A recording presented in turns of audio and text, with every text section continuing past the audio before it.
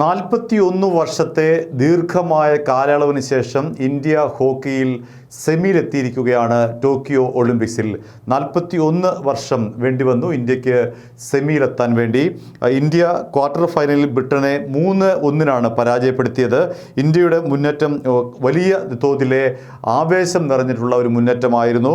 ഇതിനു മുൻപ് 1980 Moscow ഒളിമ്പിക്സിലാണ് India സെമിയിലെത്തിയത്. കളി തുടങ്ങി 7-ാം മിനിറ്റിൽ തന്നെ ഇന്ത്യ ലീഡെടുത്തു.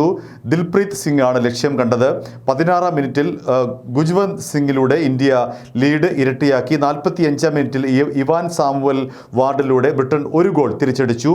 8 സ്വർണ്ണ മെഡലിൻ്റെ പ്രതാപമുള്ള ഇന്ത്യക്ക് കഴിഞ്ഞ 2 ഒളിമ്പിക്സിലും ദുഃഖകഥയാണ് പറയാനുള്ളത്. 2018 ബെയ്ജിംഗ് ഒളിമ്പിക്സിന് യോഗ്യത നേടാതിരുന്ന ഇന്ത്യ 2016 റിയോ ഒളിമ്പിക്സിൽ അവസാന സ്ഥാനക്കാരായാണ് നാട്ടിലേക്ക് മടങ്ങിയത്. എന്നാൽ പിന്നീടുള്ള 5 വർഷം ഇന്ത്യയുടെ ജൈത്രയാത്രയായിരുന്നു. ലോക റാങ്കിങ്ങിൽ 3-ാം സ്ഥാനം വരെ എത്തി നിൽക്കുന്നതാണ് ഇന്ത്യയുടെ മികവ്.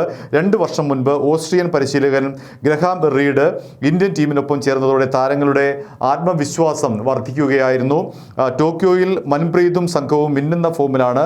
2-ാം മത്സരത്തിൽ ഓസ്ട്രേലിയക്കെതിരെ 7-1 തകർന്ന ശേഷം ടീം ഐതിഹാസികമായി തിരിച്ചു വരികയായിരുന്നു. പിന്നീട് 3 മത്സരങ്ങൾ ജയിച്ച് പൂൾ എയിൽ 2-ാം സ്ഥാനക്കാരായാണ് ക്വാർട്ടറിൽ പ്രവേശിച്ചത്. നിലവിലെ ഒളിമ്പിക് ചാമ്പ്യന്മാരായ അർജന്റീന വരെ ഇന്ത്യൻ കുതിപ്പിൽ തകർന്നു.